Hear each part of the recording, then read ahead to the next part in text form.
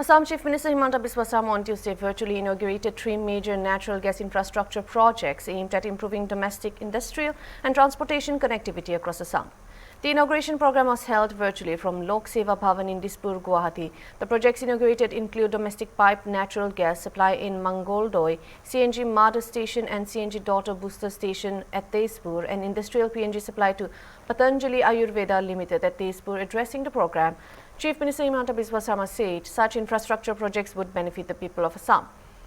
Speaking to media, Manoj Kumar Barua, CEO of Northeast Gas Distribution Company Limited, NEGDCL, explained the advantages of piped natural gas. He said PNG is considered safer than LPG because it does not require storing gas cylinders at home.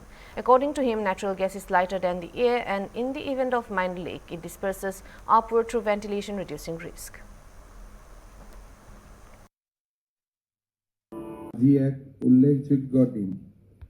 আজি আভাসীয় কাৰ্যসূচীৰ জৰিয়তে আমি অসমবাসীৰ সেৱাত শক্তি খণ্ডৰ এলানি যুগান্তৰকাৰী আৰু পৰিৱৰ্তনকামী আন্তঃগাঁথনি প্ৰকল্প উৎসৰ্গিত কৰিবলৈ ইয়াত সমবেত হৈছোঁ।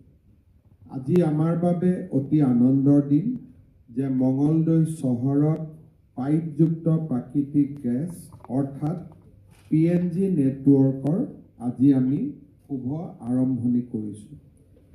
তেজপুৰৰ পতঞ্জলি আয়ুৰ্বেদিকত LPG গেছৰ ব্যৱহাৰ আছিলে।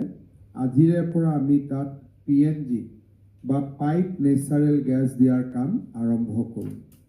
আনহাতে CNG যোগানৰ যি আমাৰ উদ্দেশ্য তাক আজি আমি তেজপুৰলৈ লৈ যাম।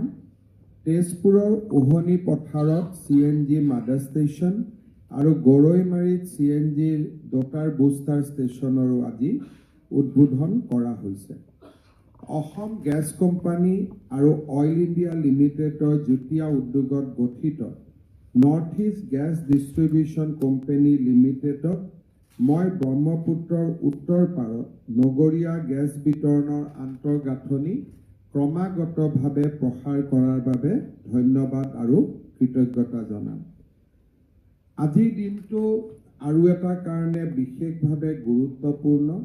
আমি সকলোৱে জানো যে আমেৰিকা আৰু ইৰাণৰ যুদ্ধৰ ফলত আমাৰ সমগ্ৰ বিশ্বতে আজি শক্তি খণ্ড এটা সংকটৰ মাজেৰে আগবাঢ়িছে। देखिए, जो पाइप नेचुरल गैस होता है डोमेस्टिक में, तो वो हमेशा एक सेफ ऑपरेशन होता है। ये LPG से सेफ है क्योंकि आप देखिए कि LPG में एक सिलेंडर आपको घर में रहना पड़ता है, लेकिन पाइप गैस होता है कि ये एयर से थोड़ा सा लाइट होता है।